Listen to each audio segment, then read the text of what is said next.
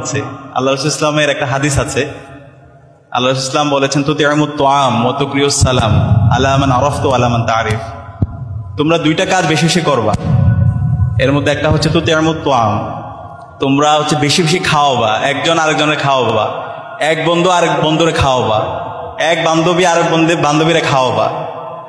এরপর হচ্ছে ওয়া তুকরিউস সালাম, বেশি বেশি তোমরা সালাম দিবা, আলা মান আরাফতা ওয়া আলা মান তা'রিফ, পরিচিত অপরিচিত যাকে পাও। জীবনে যদি পড়ি, কারণ পৃথিবীতে এমন কয়েকজন মানুষ আছে যারা দুনিয়াকে পরিবর্তন করে দিয়েছে, তো তার মধ্যে যদি আমরা একজন মানুষ দেখি, উনি হচ্ছেন রাসূলুল্লাহ সাল্লাল্লাহু আলাইহি ওয়াসাল্লাম। আল্লাহ রাসূল সাল্লাল্লাহু আলাইহি ওয়াসাল্লামের প্রথম স্ত্রী, ওনার নাম কি আপনারা বলতে পারবেন? হযরত খাদিজা রাদিয়াল্লাহু তাআলা। মাশাআল্লাহ, আমার বোনেরা বলতে পারছে। তো খাদিজা রাদিয়াল্লাহু তাআলা একজন সম্ভ্রান্ত ব্যবসায়ী ছিল, সমাজের একজন প্রভাবশালী নারী ছিল। আমরা অনেক ক্ষেত্রে ইসলামে বোঝানো হয় ইসলাম মানে হচ্ছে একটু পেরোকিয়াল, ইসলাম মানে হচ্ছে নারীদের অধিকার হরণ করে, তাদেরকে অ্যাক্সেস দেওয়া হয় না। কিন্তু আমরা যদি দেখি 1450 বছর আগে সমাজের সবচেয়ে সম্ভ্রান্ত যে মানুষটা ছিল সেটা ছিল হযরত খাদিজা রাদিয়াল্লাহু তাআলা। এবং আল্লাহ রাসূল সাল্লাল্লাহু আলাইহি ওয়াসাল্লামের পাশে সবসময় ছায়ার মতো ছিল। রাসূল সাল্লাল্লাহু আলাইহি ওয়াসাল্লাম যখন খুবই কঠিন সময়গুলো যাচ্ছিল না, ওই সময়ে সবচেয়ে বেশি সাপোর্ট দিয়েছিল হযরত খাদিজা রাদিয়াল্লাহু তাআলা।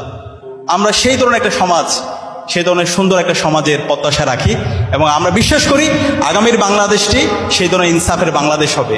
সেই ধরনের নারীদের অধিকার, আমাদের বোনদের অধিকার, আমাদের মাদের অধিকার, সেটা আমরা নিশ্চিত করবো ইনশাআল্লাহ।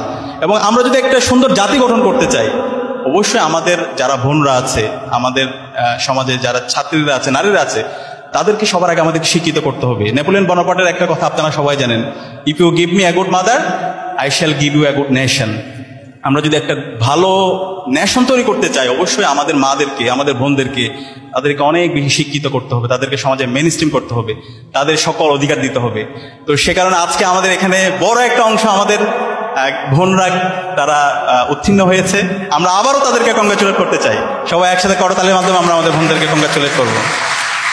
আজকে আমার সামনে যারা উপস্থিত আছেন, আপনারা প্রত্যেকে একজন সহযোদ্ধা ছিলেন এবং আমরা সবাই একসাথে জালেম হাসিনার বিরুদ্ধে আমরা সবাই ঐক্যবদ্ধভাবে আন্দোলন করেছি। আমাদের 2000 ভাই বোন শহীদ হয়েছে, 40,000 আমাদের ভাই বোন গাজী হয়েছে এবং তাদের মাধ্যমে আজকে আমরা নতুন বাংলাদেশ পেয়েছি, আজকে আমরা আজাদি পেয়েছি। তো এখন এই নতুন বাংলাদেশটাকে যদি আমরা বিনির্মাণ করতে চাই, তাহলে আমাদেরকে সবার আগে যে কাজটা করতে হবে সেটা হচ্ছে নেতৃত্বের আমূল পরিবর্তন করতে হবে। আমি কি বোঝাতে পেরেছি? আমরা যদি আমাদের এই বাংলাদেশটাকে নতুনভাবে বিনির্মাণ করতে চাই, আমাদের শহীদদের যে আকাঙ্ক্ষা, সে আলোকে যদি আমরা নতুন বাংলাদেশ বিনির্মাণ করতে চাই, আমাদের এই নেতৃত্বের আমূল পরিবর্তন করতে হবে। গত